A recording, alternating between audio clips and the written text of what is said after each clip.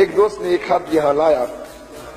پچھلے روز قلعہ کوہنے کا سنباغ میں جلسہ برائے یوم حسین علیہ السلام کے موقع پر جناب تاج الدین حیدری صاحب نے قرآن شریف سر پر اٹھا کر کہا تھا کہ علامہ موسوی صاحب کے جعفریہ کے قائد ہیں، اور ساتھ ہی حلفاً کہا تھا کہ موسوی صاحب کو قائد ملت بھی آپ ہی نے منتخب فرمایا تھا.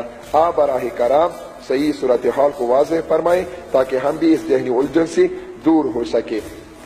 میں جیسا کہ عرض کر چکا ہوں، میری یہ عادت نہیں ہے کہ کسی دوسرے کے متعلق کہوں کہ وہ کیا ہے کیا نہیں ہے، لیکن میں آپ کو صرف اپنی صفائی دے سکتا ہوں کہ میں اس خط کے لکھنے والے سے عرض کروں گا کہ اس تحریک کا بانی آپ سب کو معلوم ہے، قائد محبوب مرحوم حضرت علامہ مفتی جعفر حسین علی اللہ مقامہ، جنہوں نے بکر کنونشن میں اس تحریک کی بنیاد ڈالی. یہ سب مانتے یا نہیں مانتے؟ اسی مرحوم کے زمانے میں اس تحریک کا ایک آئین بنایا گیا، اور اسی آئین میں سربراہ تحریک کا انتخاب کرنے کا طرز و طریقہ بیان کیا گیا ہے. تو میں آپ سے پوچھتا ہوں کہ آپ اس امام باڑی کا آپ کا جو انجمن ہے، میں آپ کے اس انجمن پر پرچنار میں بیٹھ کر یا آپ کا ایک لڑکا بھی اپنے ساتھ ملاؤں اور انجمن بناؤں، میں کہوں کہ یہاں کے انجمن یہ ہم اس انجمن والے ہیں، آیا یہ صحیح ہے؟ آپ مجھے جواب دو. تو اس تحریک کے لیے سربراہ جو بھی آئے گا اس آئین کے دروازے سے آئے گا. وہ مثلا میں نہیں کہتا، میں جو بھی ہوں اس تحریک کے بنے ہوئے آئین پر جو آئے گا وہ صحیح ہوگا.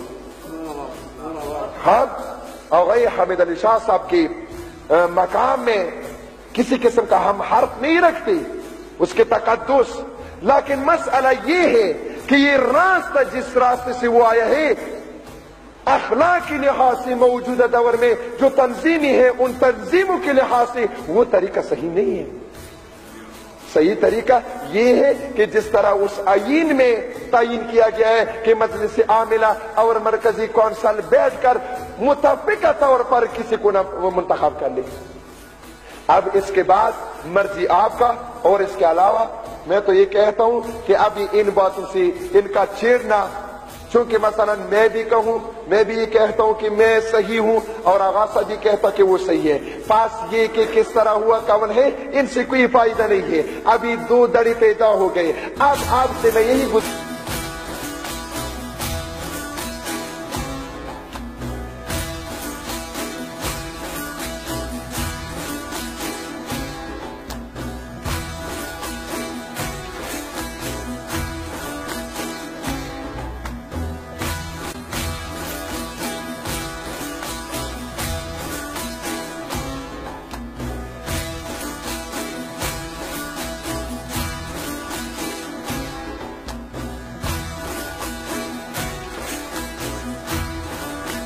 چھوڑ دیجیے ان بیچاروں کو جو کہتے ہیں جی تنظیم نہیں ہے، فلاں نے کیا کچھ کیا کیا نہیں کیا، انہیں حالات کا پتہ ہی نہیں ہے.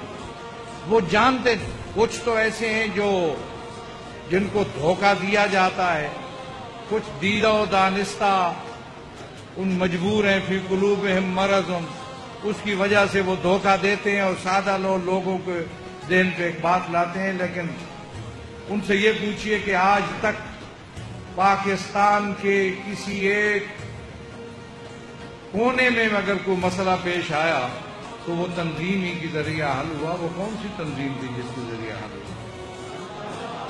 تشیع کے حقوق کا تحفظ ہوا. بہت لمبی تفصیل میں نہیں جانا چاہتا. تشیع کے حقوق کا تحفظ ہوا. تشیع کے خلاف ہونے والی سازشوں کو پاؤں تلے روندا گیا. وہ کون سی تنظیم تھی جس نے یہ کام کیا؟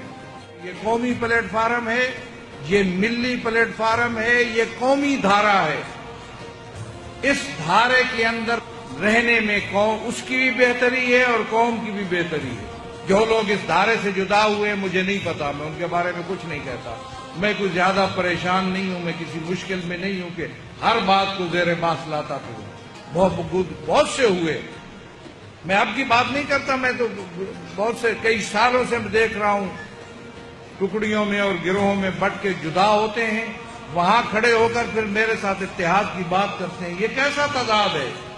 جدا خود ہوئے اور مجھے اتحاد کی دعوت دیتے ہو. تو کوئی تنظیمیں تھی, کچھ گروہ تھے, جدا ہوئے تھے, ہوئے جدا. ہم نے, انہوں نے کہا جی وہ ان کے ساتھ اتحاد, وہ بھی نعرہ لگتا رہا ان کے ساتھ اتحاد ہونا چاہیے. میں نے کہا میں نے تو کسی کو جدا نہیں کیا, نہ کسی کو ہم نے جدا کیا, نہ کسی کے سامنے روڑے اٹکائے, نہ کسی کے سامنے رکاوٹیں کھڑے کی, کسی کو موضوع بحث ہی نہیں لاتا. مجھے اپنے اوپر اتنی قدرت ہے کہ میں اگر چاہوں تو صفحہ ذہن سے محو کر دیتا ہوں, میرے ذہن سے وہ محو ہو چکے.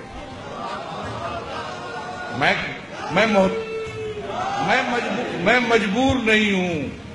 اسی لیے میں کہتا ہوں کہ یہ وحدت و اتحاد کا عمل بھی کسی مجبوری اور کسی کمزوری کی وجہ سے نہیں ہے. میرا مشن ہے, میری ذمہ داری ہے, میرا فریضہ ہے جس کو میں ادا کر رہا ہوں. میں کسی حوالے سے پریشانی میں اور مشکل میں نہیں ہوں, اس لیے کہ میں حالات کو جانتا ہوں. پریشان وہ لوگ ہوتے ہیں جنہیں حالات معلوم نہیں ہیں. بند کمرے میں اگر اندھیرا ہو جائے تو جس کو دروازے کا پتہ نہیں ہوگا وہ ٹامک ٹوئیاں کھائے گا وہاں پہ. اسی لیے بغیر انفارمیشن اور بغیر معلومات کوئی شخص رہنمائی نہیں کر سکتا.